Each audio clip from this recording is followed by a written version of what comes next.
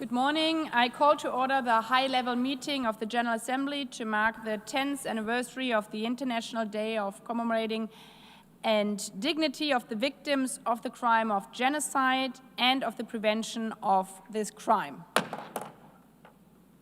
This meeting is convened pursuant to Resolution 79/328 of September 5th, 2025, and will consist of an opening segment and a plenary segment.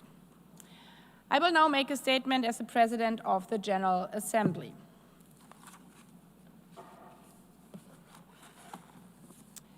Excellencies, 80 years ago, the United Nations was founded on a solemn promise: never again. Never again would humanity witness atrocities like the Holocaust, in which over 6 million Jews were murdered just because they were Jews. Never again would we allow the systematic murder of a national, ethnic, racial, or religious group. This is why, after establishing the United Nations, member states adopted the Genocide Convention, affirming their determination that such crimes must never happen again.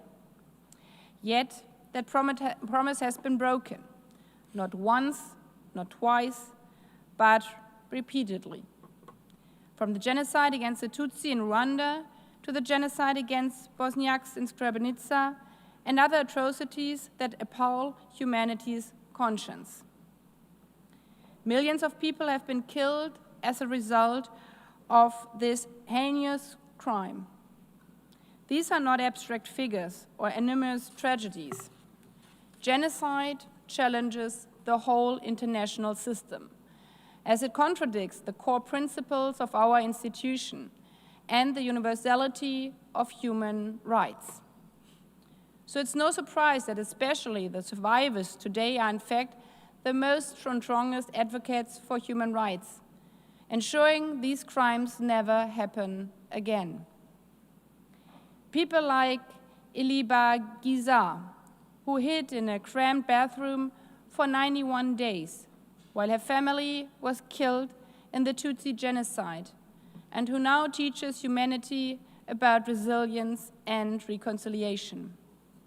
People like Nadia Murad, who has lost her mother and brothers in the Yazidi genocide and has been through the worst sexual slavery hell herself, but nevertheless has transformed her unimaginable suffering into a global call for dignity and justice. They speak out for the millions who never had the chance, to remind us that their horrors did not come out of the blue, that there were alarming signals of massive violations of human rights and international humanitarian law, which never should be ignored again.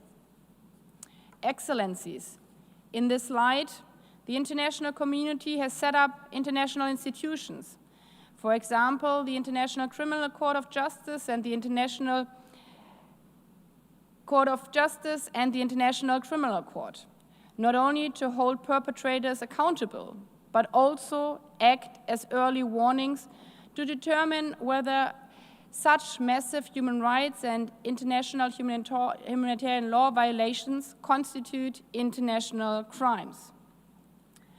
For example, in the current cases with regard to the Rohingya Muslim minority in Myanmar, with regard to the abhorrent and unjustifiable atrocities committed on 7th October in Israel, the unspeakable and unacceptable scale of civilian suffering in Gaza, or the mass killings and sexual violence in Sudan. This 10th anniversary, this 10th International Day of Commemoration and Dignity of the Victims of the Crime of Genocide and of the prevention of this crime, is thus not only a moment of remembrance. It is a wake-up call to take action. The 1948 Convention on the Prevention and Punishment of the Crime of Genocide is clear. States have a duty to prevent genocide and to ensure accountability when it occurs. To meet that duty, we must strengthen the tools at our disposal. First, we have to heed early warnings and act when the alarm sounds. it is not only related to interstate wars, but often it grows from systematic human rights violations and the erosion of the rule of law within societies or within countries. Therefore, preventing genocide means strengthening universal human rights and then their relevant bodies like Human Rights Council and other institutions. The voices of civil society, journalists, and human rights defenders on the grounds are critical in this regard. Second, states have to ensure unhindered humanitarian access where populations are at risk. This is essential to saving lives, supporting survivors, and enabling credible investigations. And third, those who commit, incite, or facilitate genocide must be held accountable without delay and without exception. We have an obligation to implement the Genocide Convention in full, not only to provide justice to the victims, but also to deter future perpetrators. Allow me to reaffirm, preventing genocide is a shared responsibility. That means every member state, every politician, every diplomat. Genocide anywhere is a threat to peace, security, and human rights everywhere.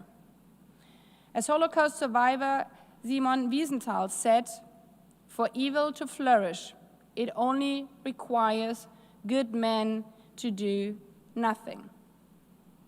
So today, let us renew our solemn commitment to remember the victims of genocide, to restore their dignity, and to uphold the enduring promise of never again. I thank you.